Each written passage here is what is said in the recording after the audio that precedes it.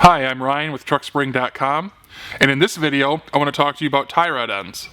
Tie rod ends are an important steering component on every vehicle, and especially on heavy-duty trucks. They're a common wear item, and they will see replacement more frequently than other parts. Tie rod ends work as a ball and socket joint, with the taper being the ball and the body being a socket.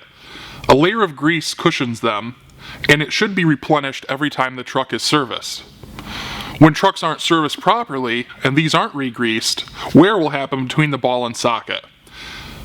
Movement should be free back and forth, but any movement axially, up and down, will be grounds for immediate replacement of the tie rod end. When tie rod ends are worn and need replacement, parts can be found using OEM cross-references. It's not always easy to get OEM numbers from the dealer, so many times tie rod ends will be replaced using measurements. Measurements are not difficult, but the tie rod end does need to be removed first before you start. Once the tie rod end is removed, the first measurement will be center to end. Center refers to the location of the grease zerk, and end is the end of the threads. Using a measuring tape, it would be measured like this. The next measurement is height of taper. Height of taper is measured from the center in this direction to the smallest portion of the taper here. This center is actually the center of the threaded portion. You would measure that like this. Next will be minor and major taper. Minor taper is the smallest diameter of this section, and major is the largest. To find the major taper, most of the time you'll have to pull the boot down to expose it. These should be measured with a set of calipers.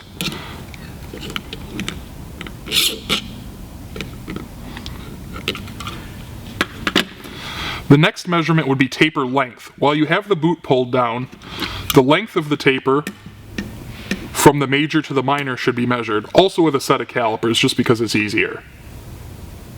Next, you'll measure stud thread. This is the size of the nut that secures the tie rod end, and that can be measured with the calipers as well on the outer diameter. In some cases, the threads will be different lengths on these tie rod ends, so you'll also want to measure the length of thread. And while you have the calipers out, it's easy to use for that as well. Not all tie rod ends are created equal. Some special applications will call for a dropped or a raised tie rod end. This is normally for clearance on vocational vehicles. This example is a dropped tie rod end with the ball and socket joint below the center line of the tie rod tube. When measuring for the drop, you'll measure from the center line of the tie rod tube to the center of the ball and socket joint.